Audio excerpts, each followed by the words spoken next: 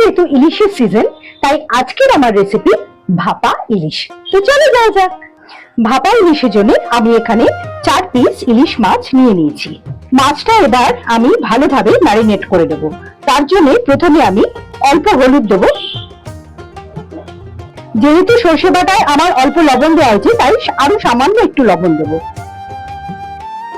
একটা mixing jar নিয়ে নিয়েছি।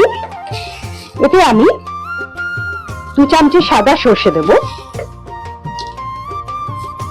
1 চামচে কালো সর্ষে দেব, 1 চামচে পোস্ত দেব,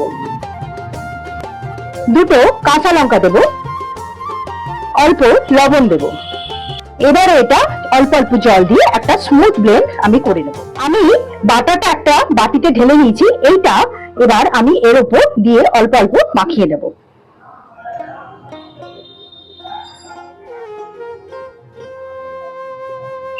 কাঁচা সর্ষের তেল দেব।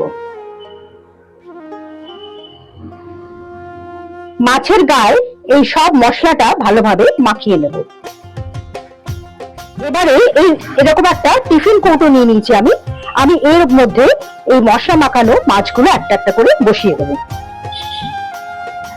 ওপর থেকে আরো কয়েকটা চেরা কাঁচা লঙ্কা দিয়ে দেবো। সামান্য 5 ফোড়ন দিয়ে দেবো। টিফিন কৌটোটা আমি বন্ধ করে দেবো।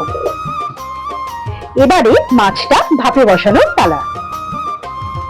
তার জন্য আমি গ্যাসটা জ্বালিয়ে নিয়েছি, একটা কড়া বসিয়ে নিয়েছি। তার মধ্যে খানিকটা জল দিয়ে একটা স্টিলের স্ট্যান্ড বসিয়ে দিই। জলটা আমার ফুটতে আরম্ভ হয়ে গেছে। এবার এর মধ্যে আমি টিফিন কৌটোটা আস্তে আস্তে বসিয়ে দেবো।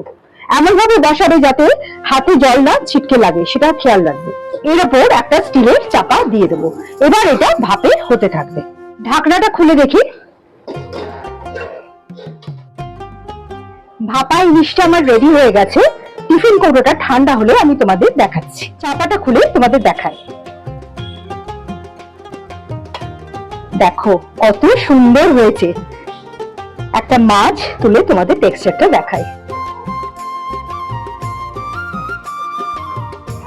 দেখো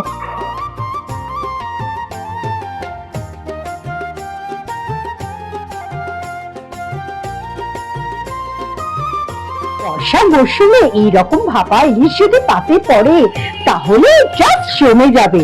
এবার আমি তোমাদের খেয়ে বলি কেমন হয়েছে।